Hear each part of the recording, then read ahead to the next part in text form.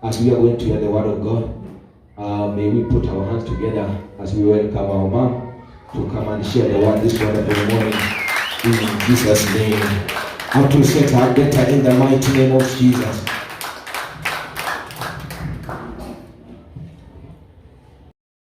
Are you well? Mebarikiwa. I'm blessed this morning. And I thank God because of His grace. I thank God because He's a faithful Father. Hallelujah. Amen. Hakuna baba kama baba yetu. Anayetutakia mema, anayetuwazia mema, anayemipango mema juu ya maisha yetu. Every single day, every single minute, His plans are good for our lives. Amen. Hallelujah. Despite the challenges, despite anything that you might be going through, the Lord is always faithful. Amen. Hallelujah. You are a great people. Angalia jirani yako mwambie you are a great person. Hallelujah. Someone who can shake nations. Someone who can shake foundations. Hallelujah. As long as you are ready, the Lord can use you. Hallelujah. Amen. Na ninaamini kuwa wote tuko tayari. You know, when you think about the disciples and the way they walked with Jesus and the kind of things that they did. Hallelujah. You can imagine when people were looking at them, they were wondering what kind of people are these? What manner of people are these? Hallelujah. Who have rejected everything else. They have put aside everything else to walk with Jesus. Na watu walikuwa wanaangalia wanashindwa, hao ni watu wa aina gani? Ambao wengine hata vipuli zao zinaponya wagonjwa.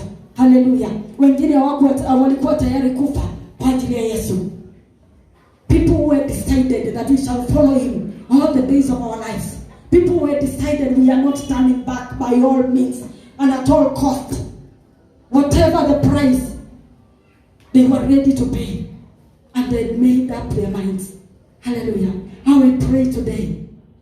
Now I pray that even in our generation, a people shall be found. A generation that is ready to walk with Jesus. A generation that is ready to pay the cost. A generation that is ready to say that we will walk with Him despite whatever comes our way. Despite the challenges, despite the heavy baggages and the heavy burdens that we have. That we shall walk with Him. And we shall focus on Him. Hallelujah. Amen. And we are those people.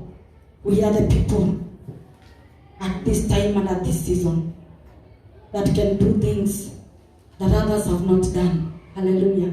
We can trust God for greater manifestation, but for greater things. Amen. Naomba tuamini kwa ajili ya neno. Father, in the mighty name of Jesus, we humbled before your presence this moment. We want to hear from you, Lord. We open our ears, Jehovah God, and we pray that in us there shall be found good soil, that the seed is going to be planted, oh God, and it shall bear fruit, it shall grow and bear fruit, and the fruit will be eternal to the glory and honor of your name. We are praying this morning in the mighty name of Jesus, that if there's any hard ground, that it shall be broken by the power of your word in the name of Jesus, and by the power of the Holy Spirit in the name of the Lord Jesus Christ. And that, Father, as the seeds are going to be planted in our hearts, the God Almighty, they shall not fall on rocks, but they shall fall on good soil in the mighty name of the Lord. We bless your name this morning because of your word, and we pray that the Father shall minister to us, each and every one of us, oh God, according to our needs. You shall meet us, oh God. May your name be glorified, may your name be honored. We honor your word this morning because your promises are true and amen.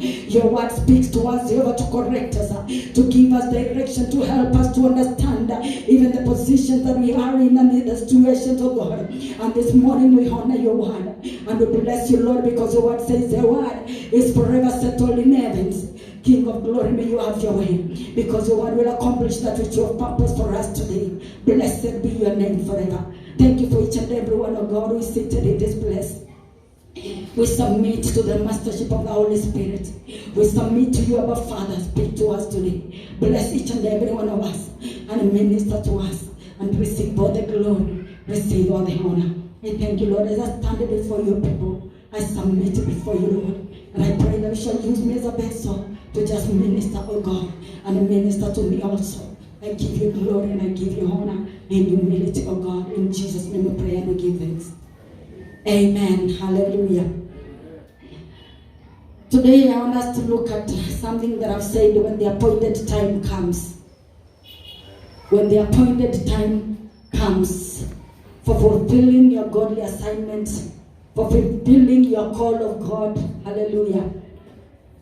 And I want us to look at some of the things that could be happening. You know, wakati mwingine huenda zile mambo zote tutapitia at this time. We might be going through some circumstances about hata wakati wengine atuelewi.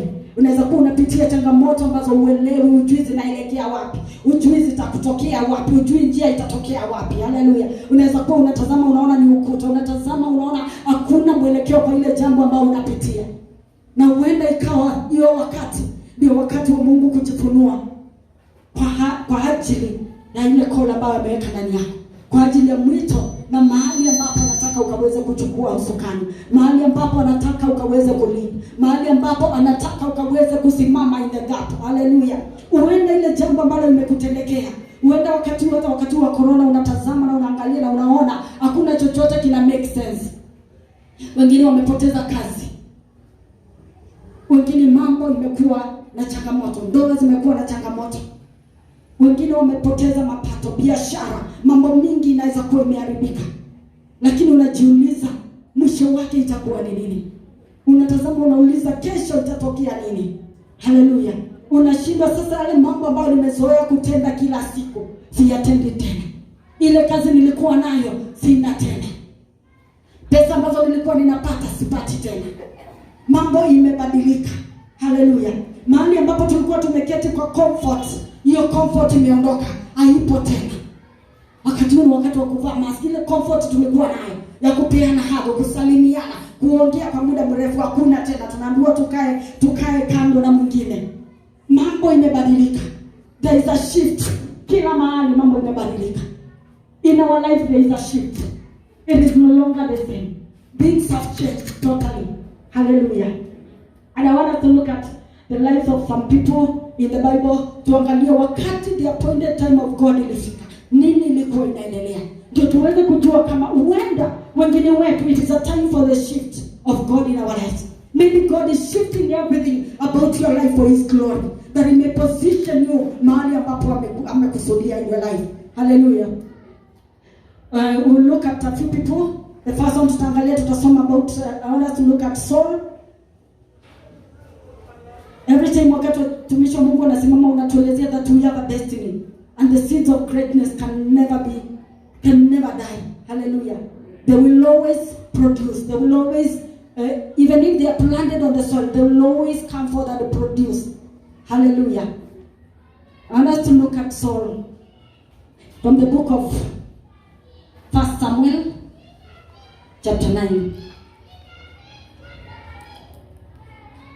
We will look at Saul, we will look at David, we will look at Joseph, and we will look at just a few more. 1 Samuel chapter 9.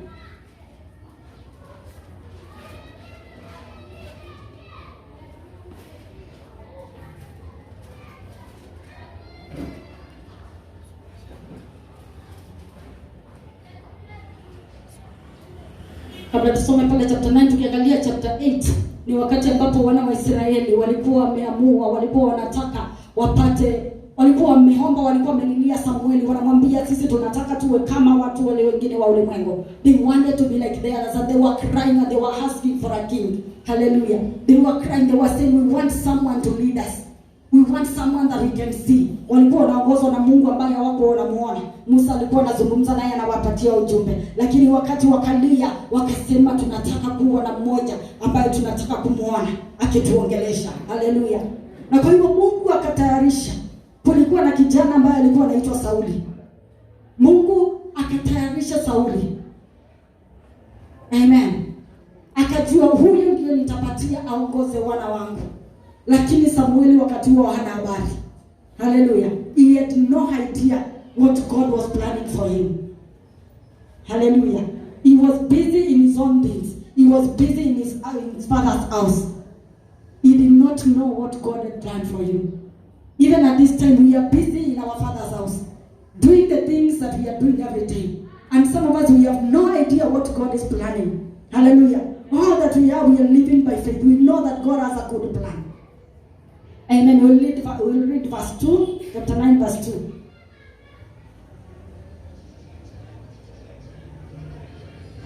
We can start from verse 1. There was a Benjamite, a man of standing, whose name was Kish, son of Abiel, the son of Zeror, the son of Bechorath, the son of Abiel of Benjamin. He had a son named Saul, an impressive young man without equal among the Israelites, a head taller than any of the others. Now the donkeys belonging to Saul's father Kish were lost, and Kish said to his son Saul, take one of the servants with you and go and look for the donkeys. So he passed through the hill of Ephraim,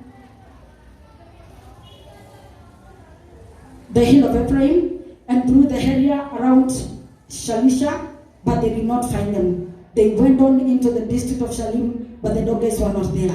Then he passed through the territory of Benjamin, but they did not find them. When they reached the district of South, Saul said to the servant who was with him, come, let's go back, or my father will stop thinking about the donkeys and start worrying about us. But the servant replied, look, in this town there was a man of God. There is a man of God. He is highly respected, and everything he says comes true. Let's go there now. Perhaps he will tell us what way to take. Hallelujah. God can cause things to go in different ways. Mungu anaweza kusababisha mambo yakaenda sio jinsi ambazo tumekusudia na sio jinsi ambavyo tumepanga. Tunaweza kuwa tuko na mipango yetu, lakini Mungu akasababisha mambo mengine ya kwetu kwa macho yetu yanakaa ni kama yameharibika. Yanatutoa mahali ambapo tumezoea kukaa. Haleluya. Wakati tunatazama Sauli, alikuwa amezoea kukaa pale kwa nyumba ya baba yake. Lakini hii wakati Mungu akasababisha donkeys zikapotea, punda za baba yake zimepotea. Haleluya. Na ni sababu Mungu alikuwa na kusudi na Sauli. Huenda kuna mambo umepoteza kwa maisha yako. Huenda kuna mambo hayaendi sawa, lakini Mungu anajua ni wapi anakuelekeza. Mungu anajua ni nini yako nacho kwa ajili yako ya kesho. Haleluya. Kupunda zikapotea. Na Sauli akatumwa na baba yake. Akamwambia chukua mfanyakazi na uende na yeye. Muende mkatafute. Baba yake anamtuma. Anamwambia ondoka. Pengine Sauli angeuliza kwa nini baba yangu ananituma? Kwa nini angetuma tu wafanyakazi waende wakatafute? Anaweza kuwa aliuliza mbona baba yangu unanituma mimi? Si wale ambao huwa wanachunga hizo punda, si watume wao waende wakatafute. Kwa nini mimi unanituma? Lakini alitii baba yake. Hallelujah. Mwambie mwenzako it's good to obey. It's good to obey. Hallelujah. Mwambie it's good to obey. Despite the assignment, whatever it is good to obey. Sauli alikubali na akatii baba yake na akaondoka. Na tunatazama tunaona mahali tumesoma akatazama wakaenda mahali tofauti. 4 different places na wakupata. And Sauli gave up. He gave up ikakuwa wakati amesema sasa akaambia mfanyakazi wacha turudi nyumbani.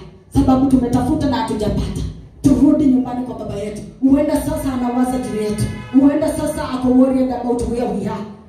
Lakini mfanyakazi akamwambia hapana, tusirudi mahali hapa kwa nchi ambao tuko. Kuna mtumishi wa Mungu. Haleluya. Kuna mtumishi wa Mungu, tunaweza kuenda pale na atatuelekeza. Huenda akatuambia ni wapi punda zimeenda. Akatuelezea ni njia gani ambayo punda imeenda. Jambo moja ambalo nilikuwa ninasoma kutoka kwa hiki kifungu about Saul. I was looking at the small assignments that sometimes we are given.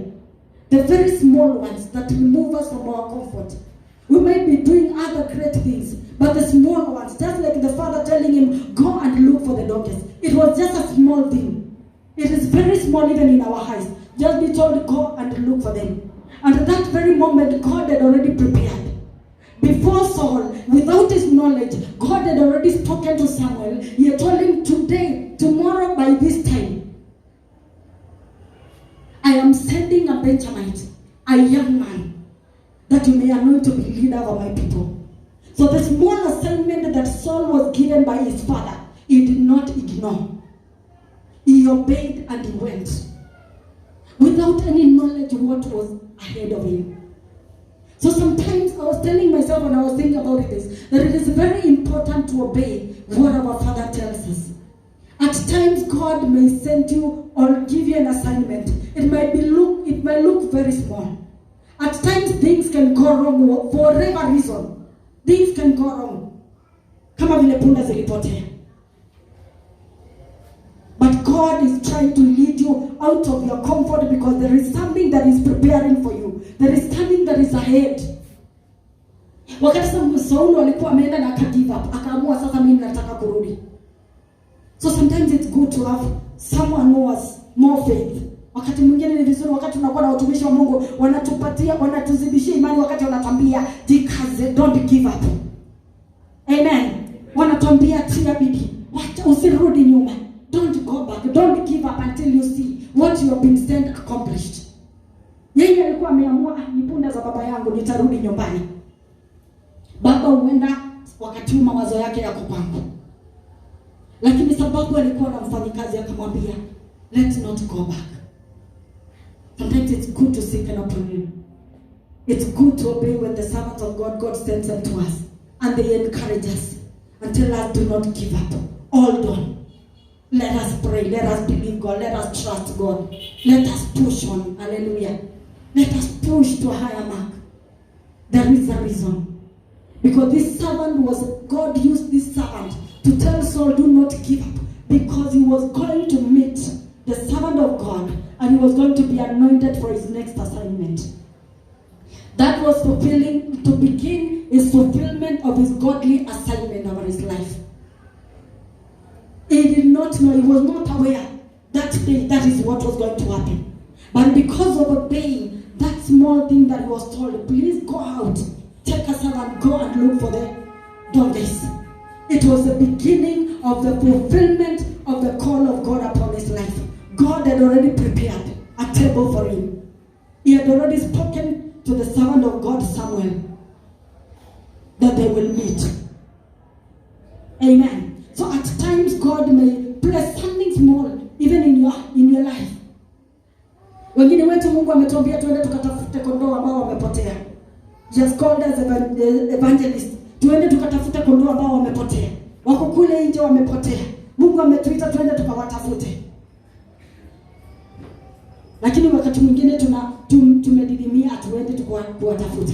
Na uende wakati tunaenda kuwatafuta, hapo ndipo tunaenda kukutana na yale mambo ambayo Mungu ameandaa kwa ajili yetu. Amen. Wakati mwingine kuna mambo kidogo ambayo hata tusema for example watumishi wa Mungu wanatupatia tukaweze kutenda. Ama jambo Mungu anaweka kwa moyo wako ukaweze kutenda. Ni vyema kutii. Hallelujah. Ni vyema kutii. Biblia inasema ni bora kutii kuliko dhabihu. It is important to obey. Because for Saul to obey, it led him to begin the journey of fulfilling his call. He did not know. He had no idea. And at times in our lives we have no idea. When things are going wrong, we have no idea. At times when things are happening, even at this season, when the season of Corona and so many things happening, loss of businesses, loss of so many things, we might have no idea of what God has in store for us. But all we have is having faith that God, the God who has called us, He has good plans for our lives. Hallelujah. He has good plans for our lives. So obeying the small assignments could be one of the things that tells us that it is the appointed time of God. We might not know, but God can use that circumstance. God can use that small thing that He wants us to do as the beginning of our journey to fulfill what He has blessed before us. Hallelujah. I want us to look at the life of David also. I was looking at it and I was seeing there are so many common things about them, especially when it comes to the appointed time of God and the fulfillment of their call in their lives.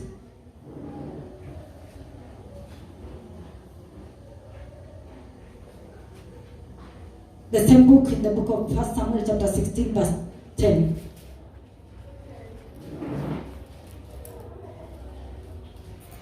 Samuel 16 from verse 10. From verse 10, I know it's a story that we know, all of us. We'll read verse 10, alafu tutavuka kidogo. We will go to verse 17. Verse 10 says, Jesse made 7 of his sons pass before Samuel, but Samuel said to him, the Lord has not chosen this. So he asked Jesse, are these all the sons you have? They are still the youngest, Jesse answered, but he's still tending the sheep. Samuel said, send for him, we will not sit down until he arrives. So he sent, and Elim brought him. He was ruddy with a fine appearance and handsome features. Then the Lord said, rise and anoint him. He is the one. Amen. Hapa tunatazama, tunaona about David, the son of Jesse. All the other sons were already doing other works. They were already in the army of Israel. Walikuwa ni wafanya kazi pamoja na Sauli na kikosi. Wameenda kupigana vita. Hallelujah. Na Mungu alikuwa ametayarisha Daudi. Daudi akiwa pale malishoni, he never complained about what assignment he had been given by his father. Despite the fact that wale wengine walikuwa wameenda, he was obedient, he was faithful to what his father has committed to him. Hallelujah. He was busy tending the flock of his father. Busy fighting for them, protecting them. Akizilisha zote. Hallelujah. Akilisha mifugo wote. Faithfully to his father. And then one of the assignments that I want us to read about from verse 17. The small assignment that I was looking at, it was not even about being in the taking care of the flock of his father, but the obedience when his father told him to just leave those flock because he wanted to send him to his brothers. Hallelujah. He obeyed his father. Already, chapter 7, verse 17.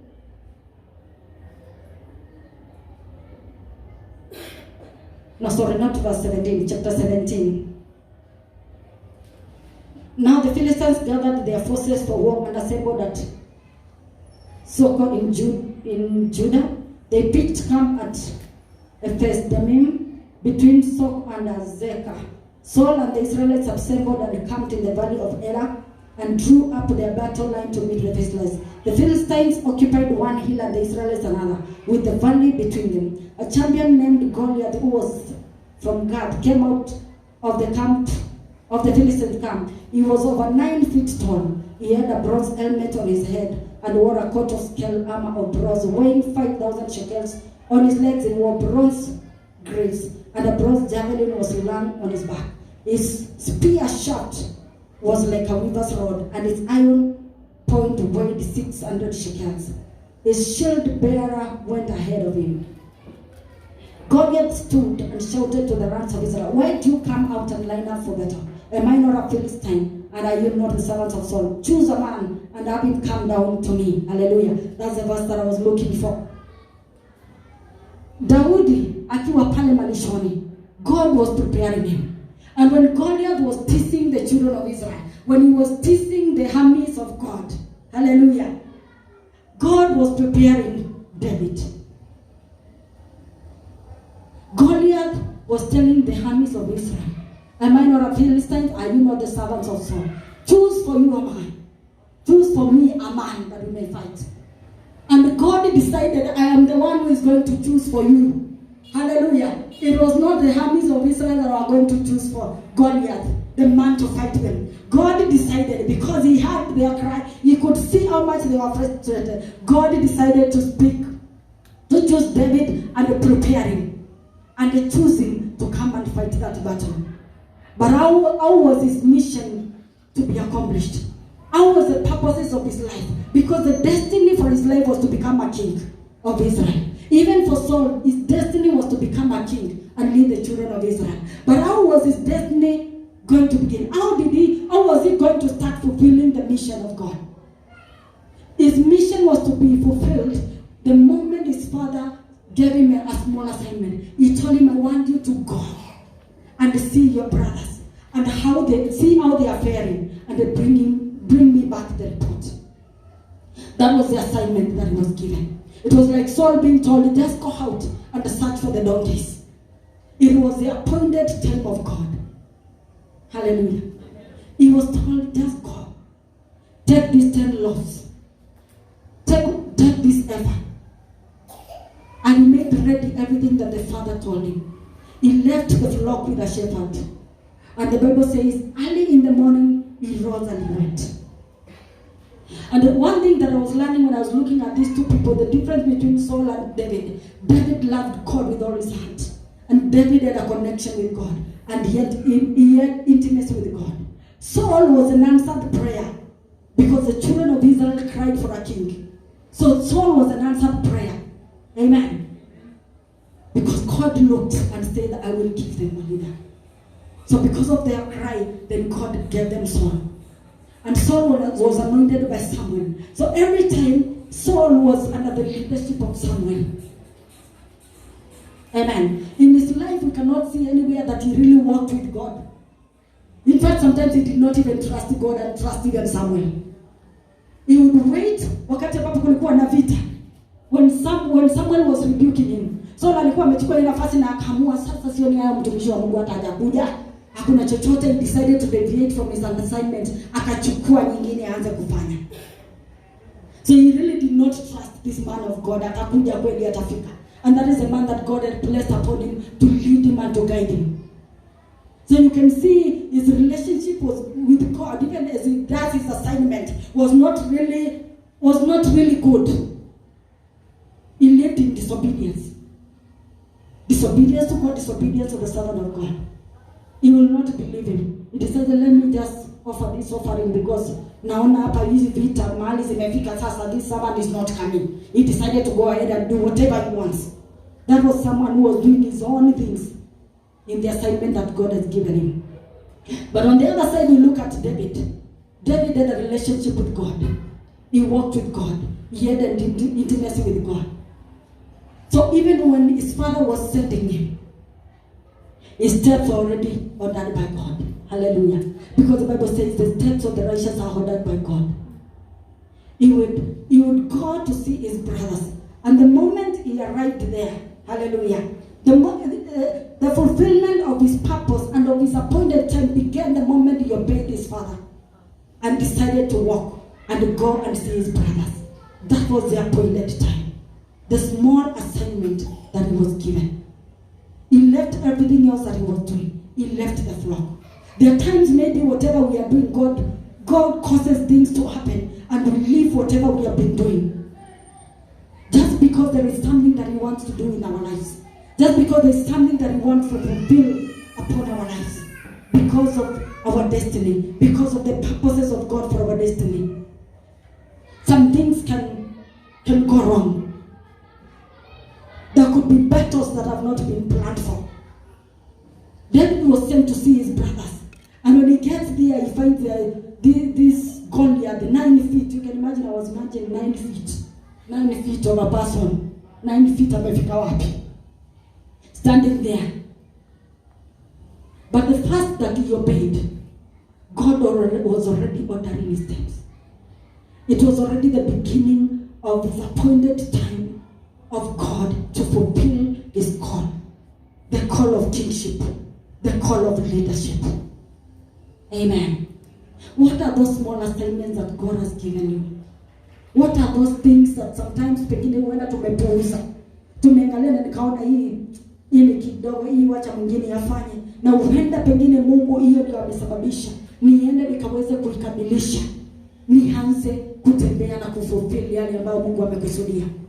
Ni mambo gani ambayo wakati mwingi tumepewa tukaweza kufanya na tumepuuza? Tumesema kuna wengine wanaweza kufanya. Tunasema au huko kanisani kuna wengine, wacha wengine waende wakasafishe. Na huenda pengine hiyo kusafisha, nikisafisha kuna mambo Mungu anataka kutembea na mimi nikaanze kufulfill my destiny. Mara ngapi pengine ninatazama na ninasema fulani na fulani na fulani najua wako, kwa hivyo siendi. And maybe God wants me to be there so that he can begin that appointed time of God when that ndio imefika yangu, lakini ninapuuza. May God forgive us for the many times that we have looked at small things and small assignments and think about, this is not for me. Saul would have said, this is not for me to go and look for donkeys. But it was the appointed time of God. David would have thought, Father, may you send someone else because there is a flock that I'm taking care of. But he decided, no, let me obey, let me leave the flock, let me go and see the brothers. It was the appointed time of God. Just one step of obedience, he began to fulfill. Amen. We also look at the life of Joseph. It's in the book of Exodus. Joseph's destiny was to become a prime minister. Every one of us has a destiny. There is something, there is a place that God wants to bless us. At times you might not know. Currently, even today, we might not know what it is. But we might be going through some circumstances. We might be going through, maybe some of us are already in the pit. Others pengine tumeshatoka kwa tumeshauzwa. You know, your very best friend, your very closest friend, your brothers or sisters, umeshauzwa tayari, umetendewa unyama, umetendewa vibaya, but you are on your way to the destiny. Lakini huenda pengine hatuelewi. Huenda mambo inafanyika hatuelewi ni nini inafanyika. Tunawaza na kuwazua siku baada ya nyingine, tunajiuliza ni nini inafanyika. Where are you, God? What is happening to me? What is it that is happening around me? We cannot sometimes understand. Amen. So Josefu, baba yake anamtuma, anampatia assignment kidogo pia. Anamwambia, I want you to go and see the brothers. And we will go and see how they are faring when they were shepherding the flock. Go to Shechem and see how they are doing. It's the book of Exodus. No, Genesis chapter 37, sorry. Genesis 37 from verse 13.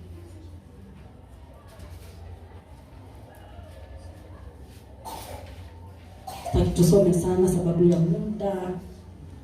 Genesis 37.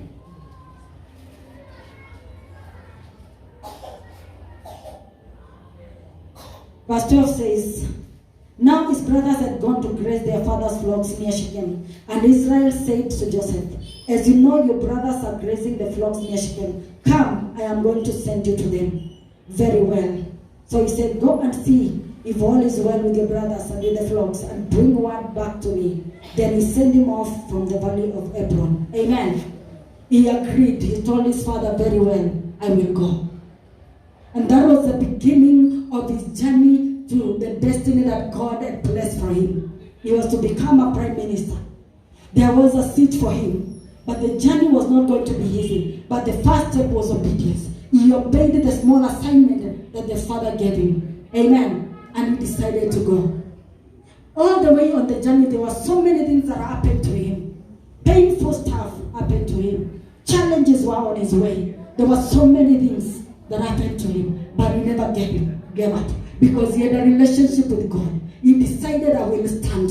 No matter what comes, I will stand. Amen. In the pit, I will stand. When I am sold as a slave, I will stand. In the prison, I will stand. He decided he will stand all through. And God is faithful. He will always fulfill what he has purposed for our lives. But we are required to obey. Even the smallest things that sometimes we might look down upon, God may be using those small assignments to take us to our destinies. These were great men of God that we have read about. And the small assignment they were given is what was the beginning of the fulfillment of the appointed time of God over their lives. So when we look around our life, what are those things that maybe Mungu ameachilia kwetu ambazo zinatakiwa zituelekeze to fulfill our destinies? Because everyone has a destiny. Everyone kuna jambo ambalo Mungu ameweka. When you look at someone like Moses, when God met with Moses in the desert, he had an assignment for him. Hallelujah. Moses, wakati alikuwa ameondoka kutoka kwa Farao, is because of the pain and the many things that happened around him. So he's in the desert, he's running away from his pain. At times we run away because of the many things that we have faced. Huenda pengine tumekimbia, tumetoroka like Moses did. But God had an assignment for Moses. Alikuwa ametoroka because of what he had done. At times even in our lives tunaweza kuwa tumetoroka. Wengine tumetoroka nyumbani sababu ya yale mambo ambayo tulitenda. Wengine tumetorokea kutoka mahali kwingine pia sababu ya yale mambo, ile pain tunaweza kuwa tulipitia. Unaweza kuwa ulipitia machungu. Unaweza kuwa tumetoroka because kuna mambo ambayo tulitenda. We are remembering our past and we decide to hide ourselves. Even in the desert, God has an assignment for you. Amen. Na Mose wakati alikutana na Mungu pale jangwani, then God means their cry has come to me. The slavery, I am concerned about what is going on in their lives. And now I am sending you back. So some of us wonder Mungu wakati wametutayarisha anataka we go back and confront the situations ambazo tuliacha. Amen. Because Moses' destiny was to bring out the children of Israel from captivity, for them to be set free. And even some of us, despite the fact that we ran away from the pain and from the many things that surrounded us,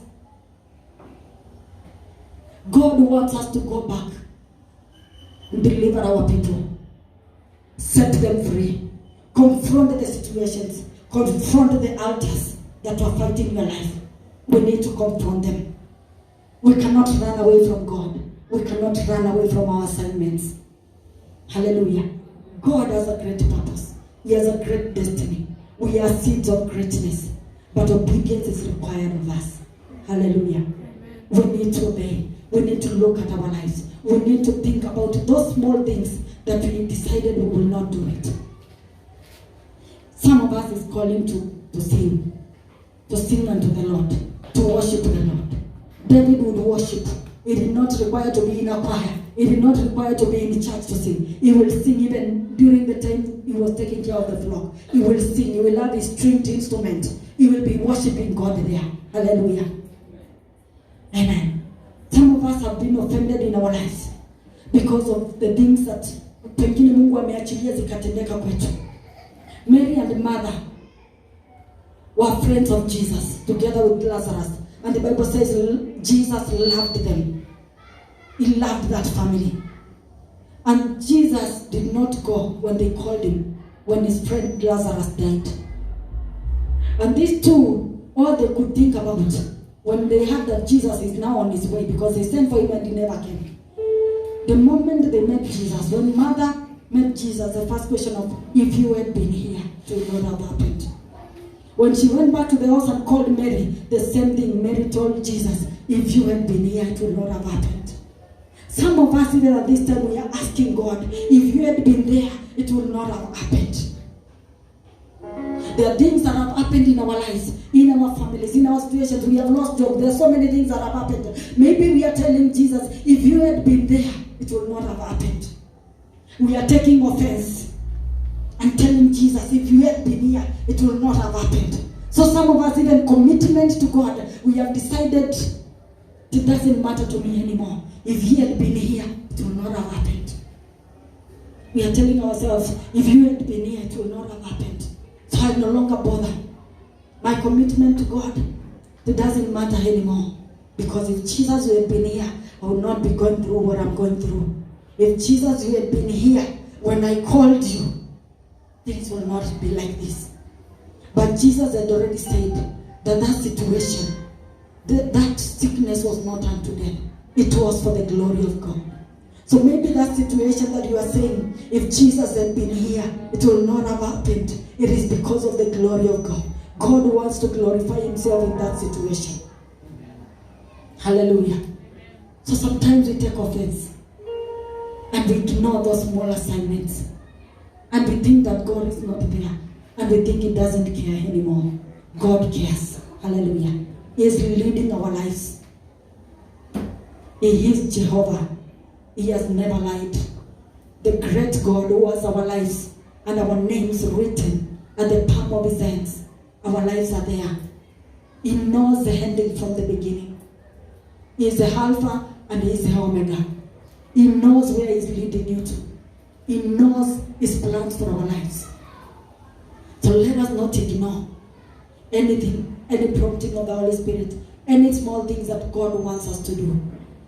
Let us not take offense because of the things that God has allowed to happen to us. Because God is preparing us to go back and confront the same situations. Joseph did not take offense against his brothers.